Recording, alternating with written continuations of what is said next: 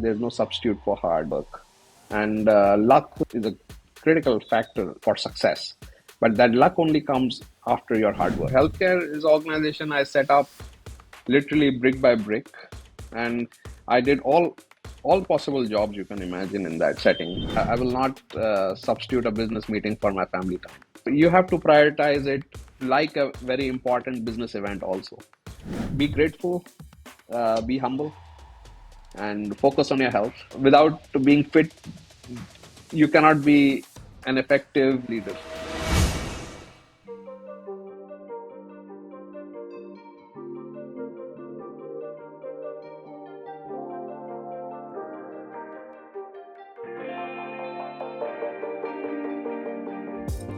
All right, welcome back to the Quest for Success podcast, and thanks so much for tuning in once again. Today, we're incredibly excited because on the show, we have another serial founder and one of the Harvard crew. Today, joining the show is Paresh Jain.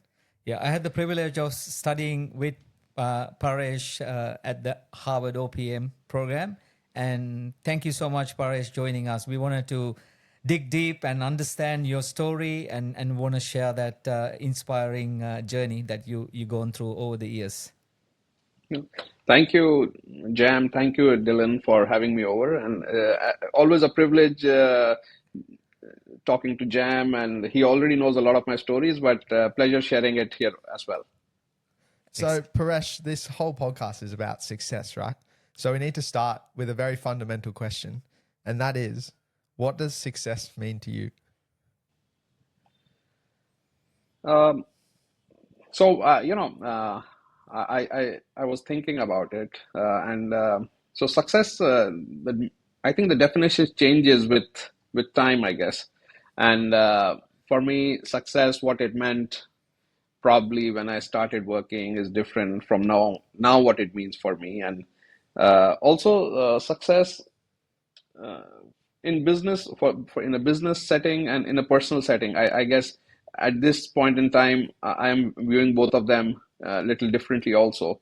Uh, in my personal life, I think success is if I can, you know, do enough to to allow my family to meet their aspirations, to give them a platform where they can decide what they want to do without too much consideration of or any baggage, and just giving them the freedom to decide. So if I can do that for my children, for my family, and I think on a personal front, that's success for me. And I think I've been working towards it. And for an entrepreneur, personal success is closely linked to business success. Most of our wealth is tied into business, anyways, right? So uh, on the business front, success. In OPM also it came out. Can you really make your business work without you being there? Can you have a team which self manages itself and fulfills uh, the vision you have set out? Can you have that culture where that business works automatically? And I don't think I've reached there yet, Mm-hmm. but work in progress. But as and when that happens, that will mean achieving success on the business front. Mm-hmm. Mm-hmm. I think that's a really, really nice definition of success, covering both aspects of life, family and business. But I suppose throughout our discussions, we found that the people are very much shaped by, their early life. So we want to go back to, your upbringing. Can you tell us a little bit about, where you grew up and kind of the family the situation and how you think your parents have influenced who you are today? hmm Uh, Early life, I was of course born in New Delhi, India, and that time early in my life, my father was constructing a steel plant in Bokaro. It's a famous steel plant in India. It's called the Bokaro Steel Plant. And so the first 6 7 years of my life I spent in Bokaro. That's maybe between a town and a village, a very small place. And after that, I came back to Delhi. My father took up work in the Middle East, contracting. So most of my early childhood, uh, they were out of India, and I kind of grew up with my grandparents as All such. right. Yeah, and so of course my mother used to come and go, but my father was generally out of India. And yeah, and I think that shapes you a lot to take some decisions, on your own in that sense when parents are not around, and so you need to, or you learn to fend off for yourself in a lot of situations. After that, my grandparents had a huge bearing on how I lived life, and my grandfather was heavily into philanthropy and doing work for the community. And I remember even in college, every Sunday I was involved in. Uh, he used to set up these prosthetic limbs, provide prosthetic limbs for physically challenged or physically disabled people. And so every Sunday I would go with him to various parts uh, around Delhi or even out of Delhi, and look after providing these. And uh, that shaped a lot in my early life between my college and philanthropy and like that. After college, I did my master's from US. I went to Cleveland for my MBA, and uh, once I came back, uh, my family that time was heavily into mining, and I started my career almost as a mining specialist. So I was into chrome ore mining, iron ore mining, rock phosphate, and stone mining. So out and out became mining expert over the next few years. Around that time, I don't know. I think I've moved away from the question from the early No, childhood. no, I no. think That's good. Continue. Yeah. okay. So and around that time when mining was going on, because of my early influence with philanthropy and all these things, I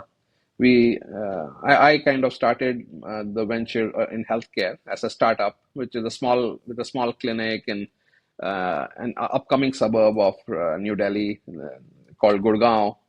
Now it's become famous, but that time there were hardly any people there. Set up a small shop. Uh, so mining continues, then healthcare has now grown up into, now we have three hospitals. We are setting up a fourth one. So that's a grown into, organically grown into a large organization by itself.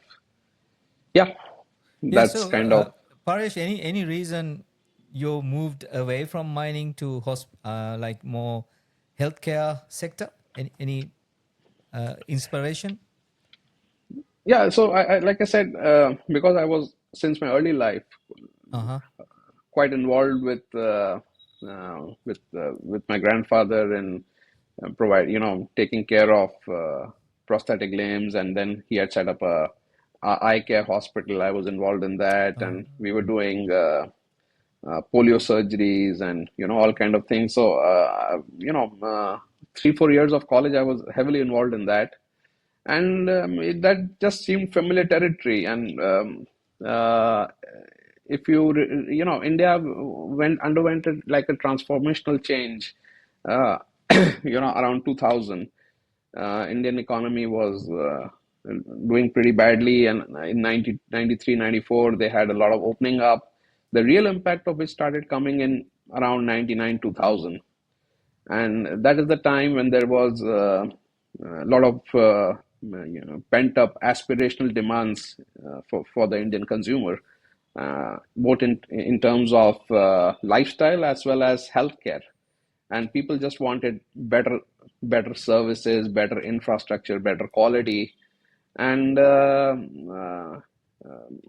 my experience with healthcare in the early stages just made me more comfortable, starting a business in that sphere.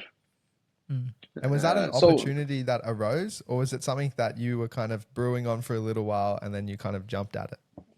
No, it kind of seemed like an accident almost. So there was a Confederation of Indian Industry seminar, and on healthcare. I was, close to my workplace, and I don't know. I just got up and said, okay, let me just, I don't know, just attend that seminar. I went there, uh, heard a lot of people, met a lot of people from industry, and I said, yeah, this sounds something I could do. And I think the thing with being young is you make a lot of decisions without thinking of the repercussions of your decisions, and that's what allows you to do these funny things which you would not do later in life. At that point, if I knew how tough it was, I probably wouldn't have ever done healthcare. Mhm. So, but maybe my thought process was just not that evolved, and I thought, yeah, I can do it. What's there, there is a facility, there's a doctor, a patient comes, shows the doctor, and goes away. How tough can it be? Yeah. It seems simple enough, right? So I never, maybe it's a combination of just, luck and stupidity, I guess. Mm, mm. I mean, So, that's how pretty much entrepreneurs do, right? Like, some accidents, you create opportunities, right? So I want to understand a bit more on your entrepreneurial journey. So you work for corporations before you start your own business, right? now I never worked for anyone. Oh, wow. Yeah, So yeah, okay. just my own family firm, which was into mining, and then did healthcare. Healthcare is an organization I set up literally brick by brick. Uh, I had no idea, and we started small, and I did all possible jobs you can imagine in that setting. I did billing, I did call desk, I did recruitment, software development. Uh, I don't know, everything, setting Yeah. up. Uh, so no one in my family knew anything about, running a hospital, like a hospital. But set it up brick by brick, and I got a great team, young people. So I was young and ended up recruiting all young people my age, people younger than me. Just so my entire team that time, the average age would be just about 24, 25. We were Wow. just yeah, just a very very young team running an organization, and uh, a lot of them are still around. So I kind of I'm lucky to have those people and kind of grow along with them. They're like family. So got a bunch of young guys. Some are doctors, some are non-doctors, but we just came together and we thought we can do it better than anyone else is doing it. It's just common sense. Why are people not doing it like that? Yeah. Why do you have to make people go to one counter for registration and another counter to pay their money, and then a third counter to avail the service, then a fourth counter to collect your report? Yeah, why not just do it at the same place? Yeah. Why do healthcare facilities need to have poor seating? Why should the air conditioning not be good? Why should it Mm. not smell nice when you enter a place? Why should it? When you enter, why should someone should not greet you? And do you think Uh, that was one of the benefits you had being an outsider to the industry? You weren't like used to that kind of old school way of doing things. You brought like that yeah, fresh perspective. I think we brought a little bit of hotel to the hospital Nice. because we had, at 23, 24, 25, you don't have any experience of hospitals, and you just your expectation is pretty much from you have only been to some hotels, and your experience of service industry is just that, Yeah. and we went to some hospitals and they smelled bad. You could smell that antiseptic thing going on, and there was a huge waiting, and Mm. people are just sitting, and there is a token machine. You take a token and you're waiting, and a number is showing up, and we just thought, why does one have to do that? Why Mm. doesn't it just smell nice? Why doesn't some music playing? Yeah. uh, it can be nice to just go out, sit there. So, and like I said, it's just probably a combination of bunch of young people who knew no better Yeah. just went out and said, okay, well, let's do this. So, Paresh, when you started this healthcare business, the hospitals, Yeah. did you have to like raise capital, or your family invested in this business, and how did you kind of pitch this concept? Uh, Initially, the family invested in it, and Okay. later on, we grew from internal accruals and funding. We took whatever bank loans, but the initial capital did come from the family itself. And the pitch was just this: Yep. uh, we are trying to create something. Our focus was always we were not in the technology side of healthcare. We still are not, and it's not the so we say we provide exceptional service rather than cutting edge surgeries or something. So we are in the space, we claim we are in the space of like family healthcare, for example. And where would you like to, you have to go as a family, you need require a healthcare solution. Where would you go? And the problem statement in India, which is still there to some extent, is either you have a local GP which you are associated with, which is I don't know how it is in Australia, but they have a like a mom and pop store kind of thing, a small clinic where they are sitting, the doctor, husband, wife, they sit together, and they might be of some specialty or no specialty, just a general physician. And then you have the tertiary care hospitals. You have these 1,000-bed hospital, mega hospitals in India. And the problem, we started and we are still working in that space. And we said, if a family wants to, you want to show your child to a doctor, and you need the dental treatment, or uh, someone in the family wants to show an ENT doctor, but your local GP has only that much skill set. He can't handle that. But you don't want to go to a 1,000-bed hospital just for, and take your 3-year-old kid there, right? It's like it's brimming with infection and all this. So where do you go? So that's the opportunity. That's the space we are in. We typically run 50-bed hospitals. They are small, but quite health.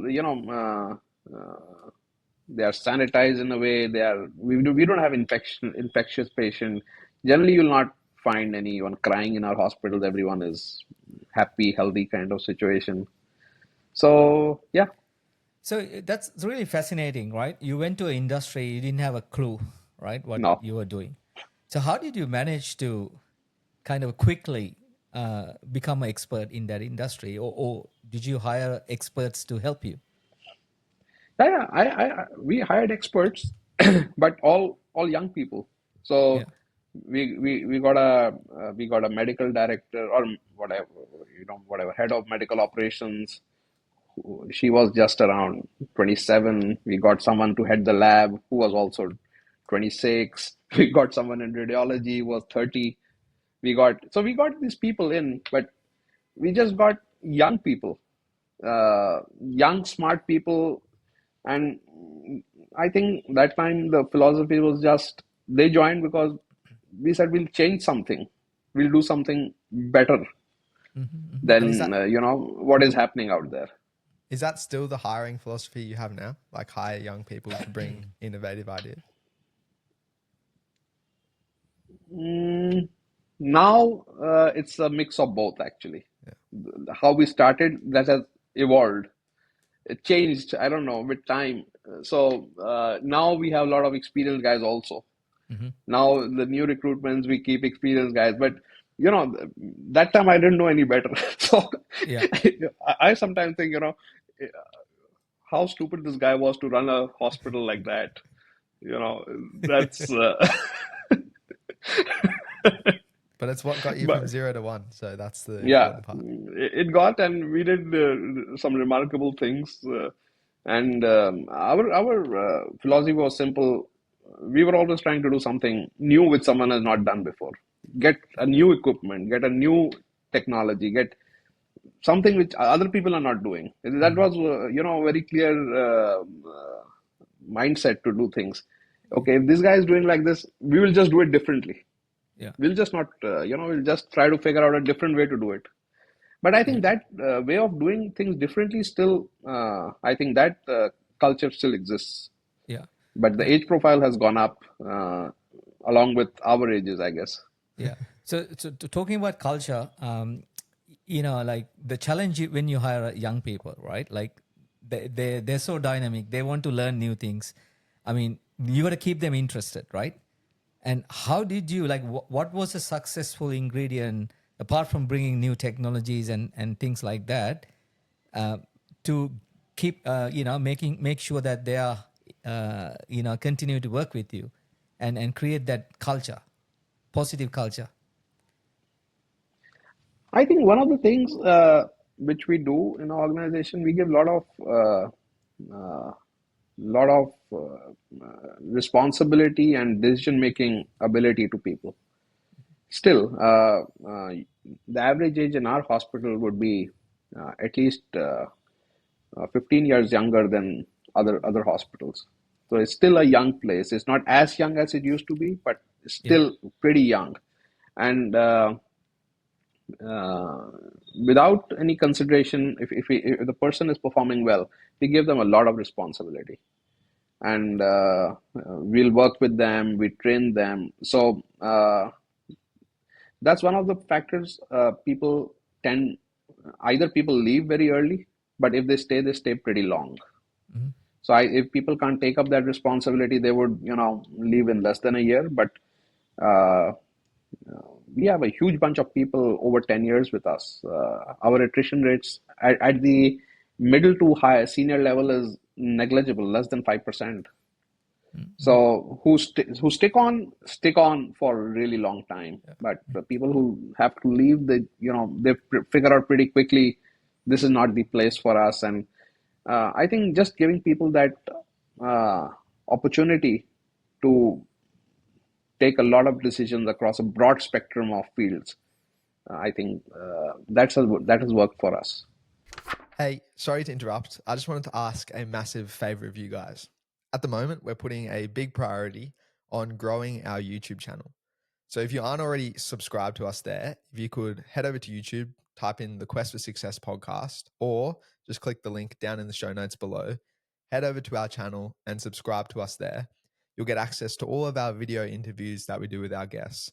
And it will do us a massive favor because it will help us grow the show, which means we can get on bigger and better guests for you guys. And with that, back to the episode.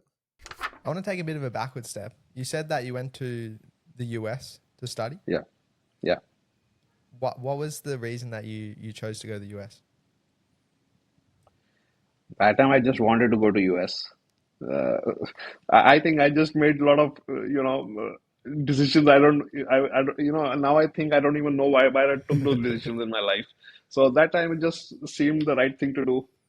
Uh, I did a accelerated MBA. I Uh-huh. got a lot of credits. I did well in my college here, so I got they waived off a lot of requirements for me. I did a 1 year program, and uh, I was the first one in my family to be doing a master's. First one in my family who ever went out of India to study. I just thought I'll just do it, and I got a job offer there. My father got all panicky after that, and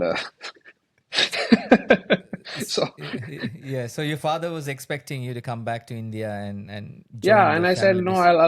I'll work a few years. I've got a good job here, and I'll probably hang on and spend some time. He said no, no, no, no, you have to come back, otherwise I'm coming to pick you up. You can't stay there. And, Do you have any other siblings, Paresh? I have two sisters, an elder sister and a younger sister. Okay. Both are in Delhi, Okay. married. And they're involved in the business as well? No, their husbands have separate businesses, and they are involved with their husbands in some capacity, doing some Yeah. parts of the husband's business. So obviously you coming from a very business background, business family. Yeah. So when you're young, you had in like always thinking of doing your own thing, right? Yeah, I am more, more academically oriented.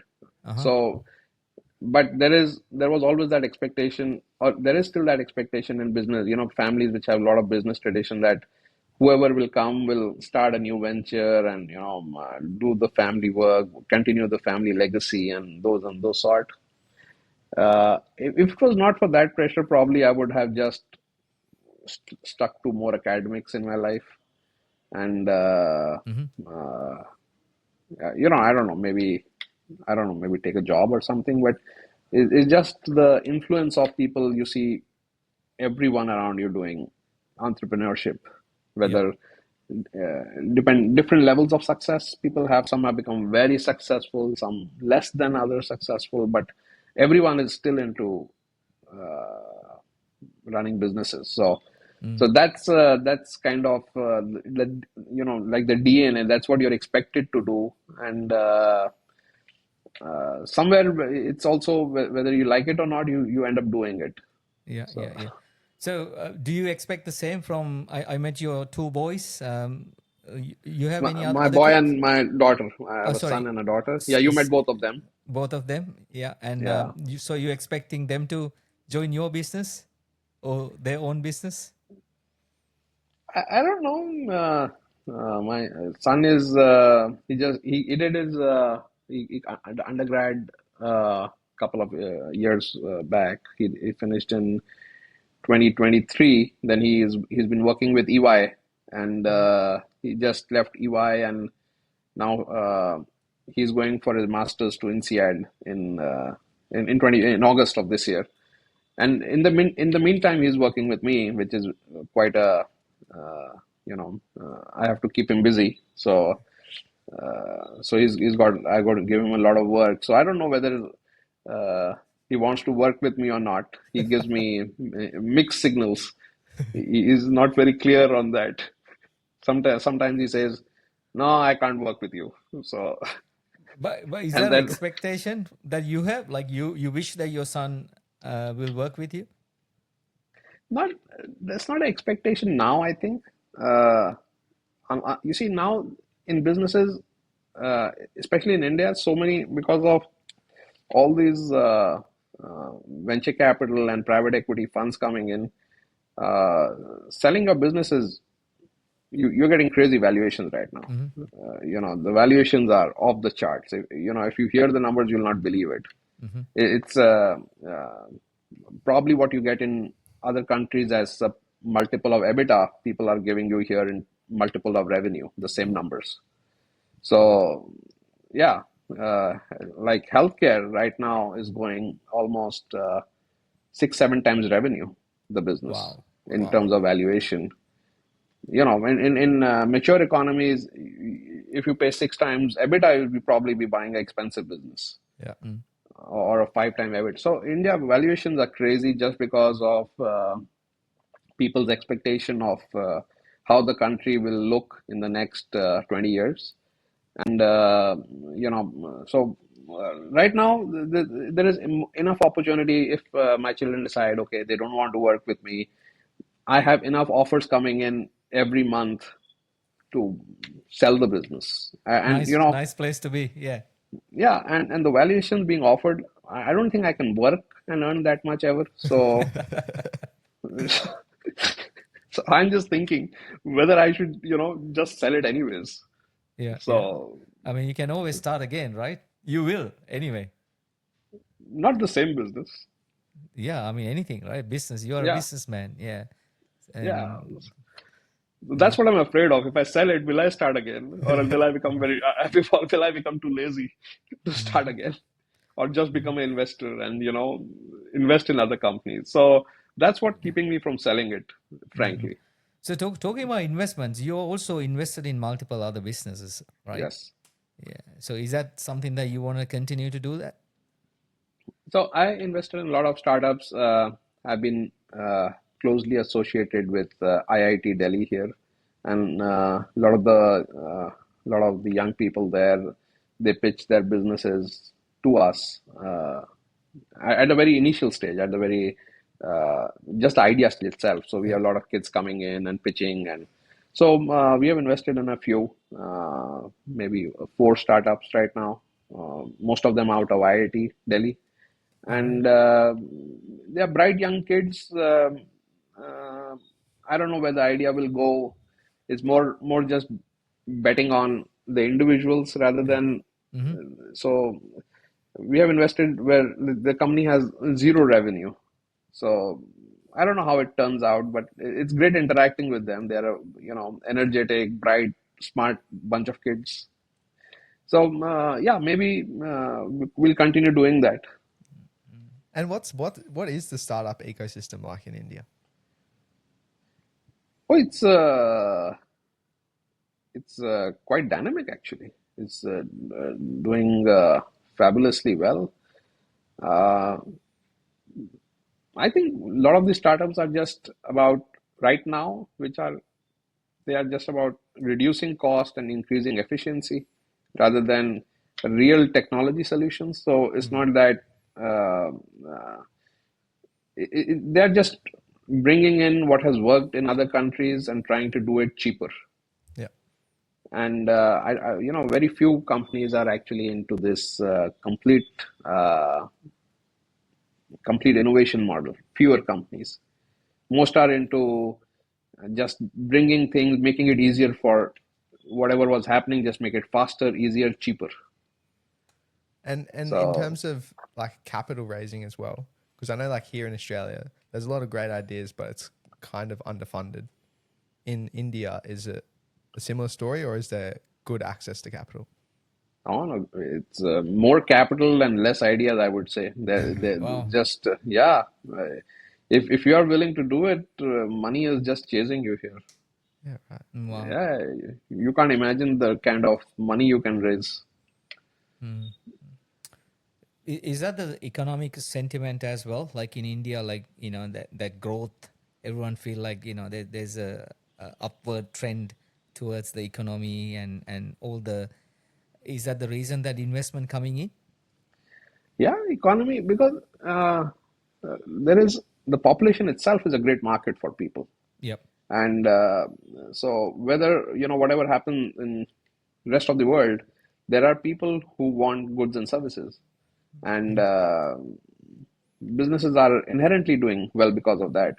Mm-hmm. And the outlook was very bullish till until Trump came in, and after that, Mm-hmm. people don't know how to actually read him because different statements coming in every day, and that you don't know. So the fear is not about India's own potential; it's more about what's going to happen globally, and will Mm. if there is a global recession, will that pull India down? If everything in global stays stable, people are very bullish on India. The kind of capex Indian businesses are doing and the growth story people are, experiencing here, that's phenomenal, unseen prior to now. Amazing. Yeah. I want to go back to your business. Yeah, What's the biggest challenge that you faced in starting that? in starting. Yeah. So in starting you see, hospitals is a more like a retail business in a sense. Uh, you can call it whatever, but it's a B2C. Yeah. And the biggest challenge is always so they are well established, large players who have been around for tens of years, maybe 50 years, 100 years, and they have a loyal customer base. And you as a new entrant, when you especially you enter a B2C, how do you get people to leave them and come experience you for the first time? Mm. How do you draw them in? How do you tell them, okay, guys, trust us, we are better, can you come and just try us once? So getting people to try you once is the biggest challenge in a B2C environment. And now, with Google AdWords and Facebook and this, you can do really smart nifty stuff. And back in the day, you had to be dependent on paper advertisement and flyers or banners or boards or whatever. And it's hard to break people's habit of where they are going. It's almost like going to a barber shop, right? So you've been going to the same barber shop for years, and you got a hairstylist, you fixed, and a new barber shop opens. How does that guy get you to leave your barber and come to him? So it's the same in a medical practice. How do I get you to leave your doctor and come try me? Mm-hmm. Mm-hmm. That was always the biggest challenge. Mm-hmm. So, Paresh, I want to go back to the initial question Dylan asked about your definition of success, and then you mentioned, in terms of work-wise, is to pretty much empower everyone else to uh, do stuff so the business run itself. And you said you're not there yet. Yeah. So, what are the key things? I mean, are you still heavily involved in business, or what's stopping you to pretty much delegate everything to your team? No, I have delegated everything to my team. Mm-hmm. I have no operational day-to-day tasks with me. My role is mainly so I focus more on where we want to go, the vision, quarterly reviews.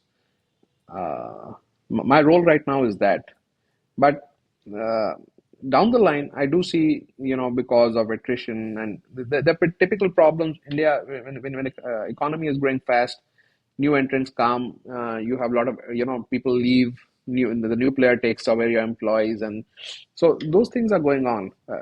Right now, operationally, I don't have it, but down the line, it's not automatic yet. It Mm-hmm. that also has to become automatic. So I have delegated everything. I don't have any day-to-day task with me at all, zero. But my next people, my CEO or CEO, they are they have still not made it. That automation has not happened in the sense that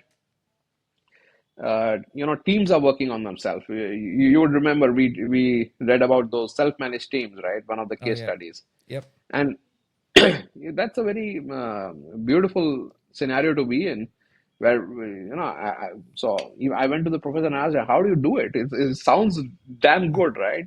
Yeah. There are 15 people, and without supervision they do stuff you don't have to ask, and they are optimizing. And I think it was which company was it? It's a logistic business, right? Like, Logistics yeah, business, and yeah. I couldn't believe it, because I mean logistics, that's the hardest one to kind of let go, because it's so Yeah. many little pieces involved, and yeah, I was actually really surprised going through that case.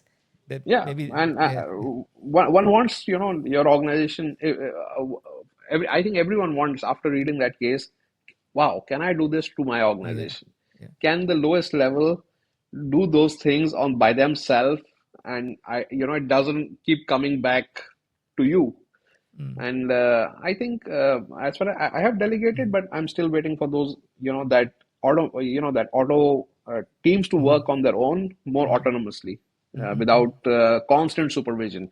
mm, mm, Sometimes you feel your job becomes more, have you done this? Have you done that? mhm, mhm. Yeah, You're yeah, chasing people, right? yeah, Why yeah, why haven't you done that? It should yeah. become faster. Why is the delivery getting late? Why is this getting late? Can it become more self-managed? I don't know how to do it exactly right now, but we're trying to do that. Yeah. So, apart from that, do you have any growth plans? Like, I mean, you said that you have three hospitals. They're all based in Delhi. They're all based in Gurgaon. We are setting up a fourth one. Uh, Now we are starting a chain of retail pharmacies. Oh, nice. Yeah, our first pharmacy first three pharmacies in fact should roll out on 1st May. So we have hired the team for that. Work is going on. So between pharmacies and opening another hospital, that's the next one, 12 to 18 months plan Within the same state? within the same city. Okay. All right. So yeah, yeah. So we are trying to be the large fish in a small pond. Okay. Is any reason like you cannot, scale it to other states? Is it different from state to state? Not that much. Not that much. There are some differences, but in India, a lot of the laws are federal in that Uh-huh. sense, and the state-wise variabilities do exist, but not of a scale which affect your business model as such. So that's not a consideration. We are just trying to keep our management costs, overhead costs, supervision costs low, and where, get a more a network effect going, where, we don't have to spend that much in branding. So if we have 7 8 facilities in a say 30-kilometer radius, then it's just easier for us. People, our visibility is higher, Yeah. brand recall is higher, our ability to retain, transfer people, make just have a better, leaner cost structure is Yeah, just better. absolutely. Yeah, yeah, makes Yeah, sense. Yeah. yeah. So we're And trying to Paresh, just grow it spoke to spoke. we've spoken a lot about business, but in your Yeah. definition of success, the other half of it was family. Yes. And you Yes. mentioned that you've got 2 kids. Is there any lessons that you're trying to pass on to them? Yeah. Lessons. Kids, tough to pass on, but constant reinforcement of you know hard work, uh, focus on health, focus on just staying fit. Mm-hmm. Uh, what Harvard really drills into you, to be humble, Mm-hmm. uh, to have gratitude, grit and gratitude. Yeah. You know, so uh, so yeah, trying to build those lessons into children's life, that they need to work hard. There's no substitute for hard work, and luck, of course, is a critical factor in for success. But that luck only comes after your hard work, right? Absolutely. That without hard work, you may be the luckiest person, but it will not take you anywhere. So you Mm-hmm. need to put in that hard work. You need to be prepared as an entrepreneur to work 7 days a week. I don't know. So people sometimes tell me, Paresh, is it okay? Weekend. I said, doesn't matter. I work Saturdays, I work Sundays. It doesn't matter. If you call me, all days are similar, same for me. There is no weekend. It's okay all days. I can take a Monday off or I can take a Sunday off. It doesn't matter, because I'll just do the work on Sunday. If it's not Monday, I'll work on Sunday. So that's fine. So how Mm-hmm. And does that's the life of an entrepreneur. It's Yeah. always on, and There's no holiday. Yeah. the, or every day is a Official holiday. holiday. Every day is a holiday or every day is a working day, right? There's no such a, Exactly. yeah. There's it's nothing like that. Yeah. Yeah. So if someone tells me, okay, we have to go tomorrow, go for a 1 week, okay, Yeah. but then we I may work rest of the year without any breaks. So That's the beauty. That's that's the the beauty beauty of of what. it. Yeah. So but getting then kids to understand that's the hard part. Kids Mm-hmm. grow up, especially kids who are studying in US, they grow up with this concept of weekends. The Mm-hmm. Saturday, Sunday is off. Weekdays should be 48 hours of working. There should be a summer holiday. There should be a winter holiday. There should be a spring break. And tea breaks, lunch break, and dinner Yeah, breaks. We don't have those, exactly. right? No, and my son, his biggest complaint is, you eat your lunch in like 5 minutes. Yeah. So you know so but that's how it is, right? Yeah. That's the life of an entrepreneur, getting Yeah. kids to understand that there is no there is no substitute for hard work, Mm-hmm. and Mm-hmm. luck, though essential, will come if you stay at it. If you are keep at it, luck will happen. So that, and then be grateful, Mm-hmm. be humble, and focus on your health, exercise regularly. Without being fit, you cannot be an effective manager or a leader. Absolutely. Yeah. Yeah. and then I suppose, building a business and then also trying to put a big priority on family. How do you strike that balance?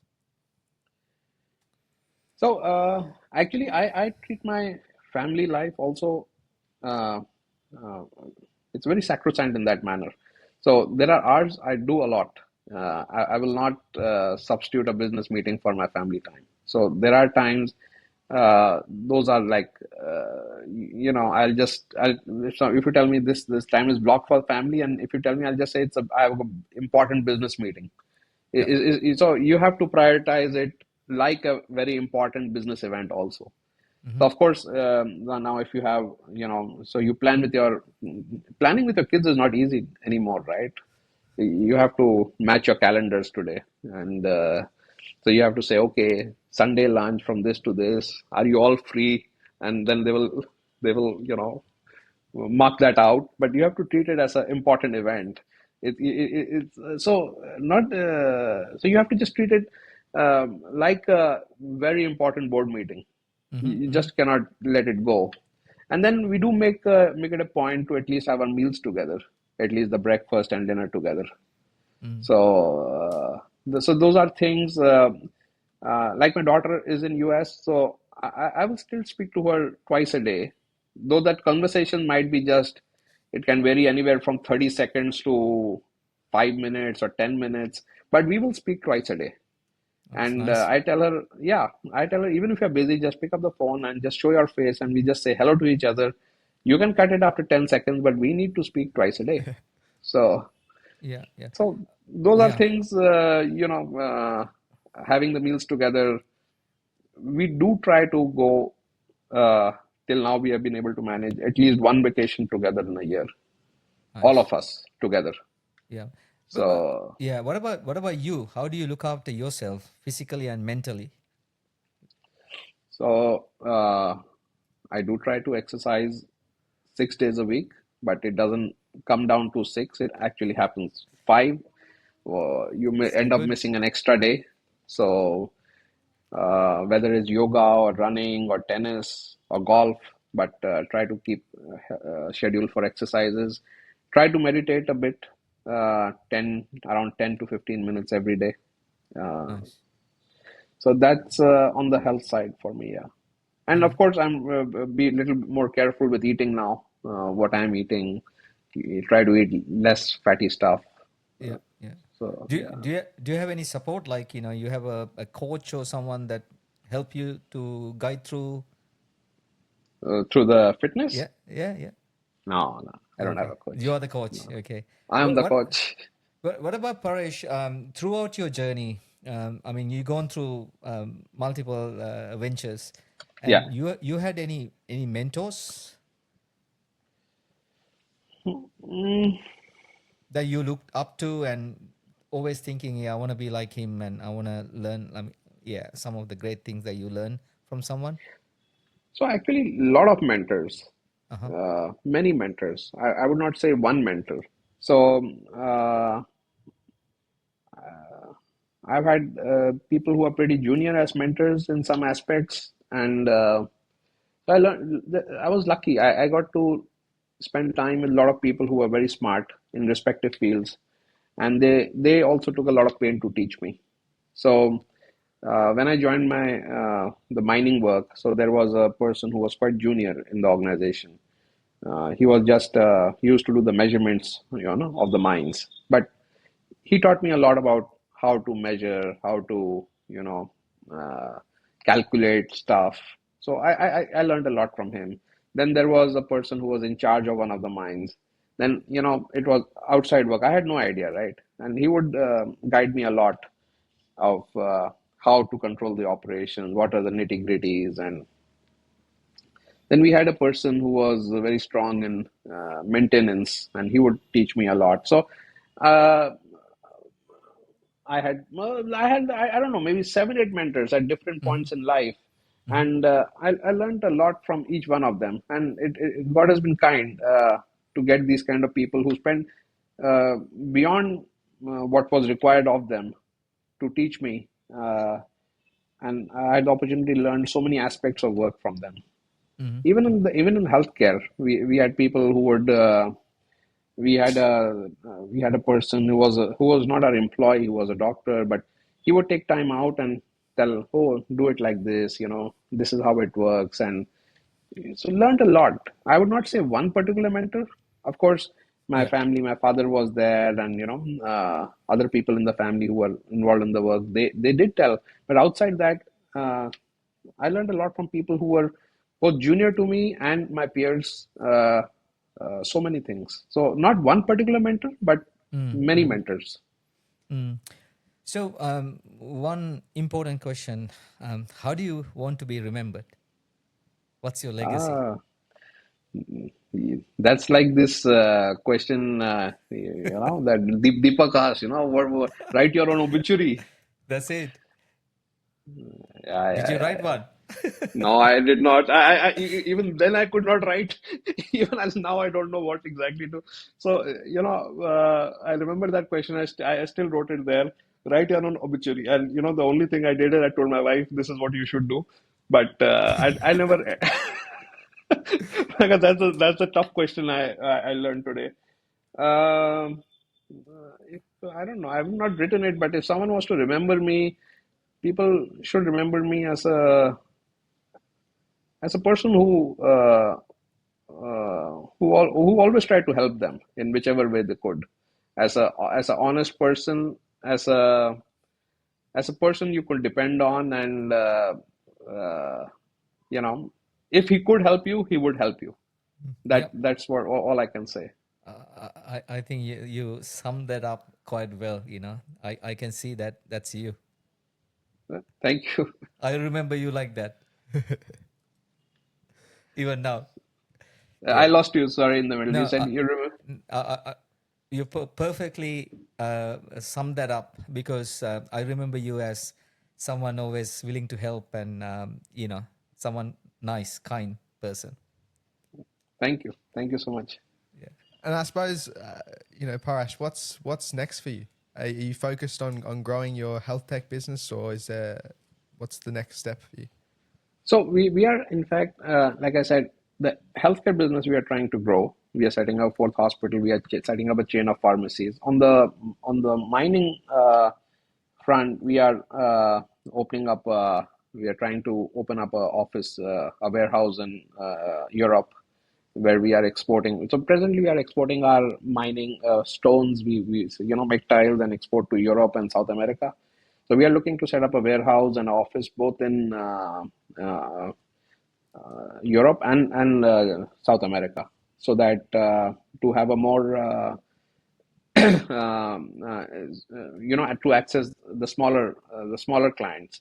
So right now we are exporting to the larger distributors, and of course the smaller distributors who cannot afford to buy large containers, we Hmm. don't have access to them. And these are two things on that front we are trying to do.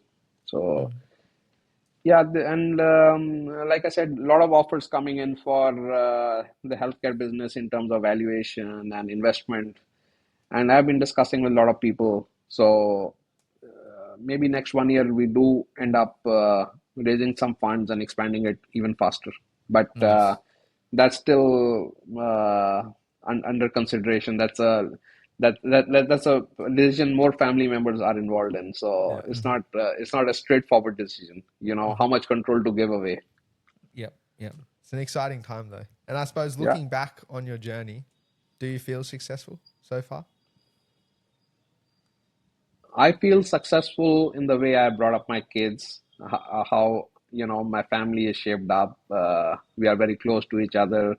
I think my children have great values, and in as a measure, that being the primary measure of success for me, I feel I've been successful.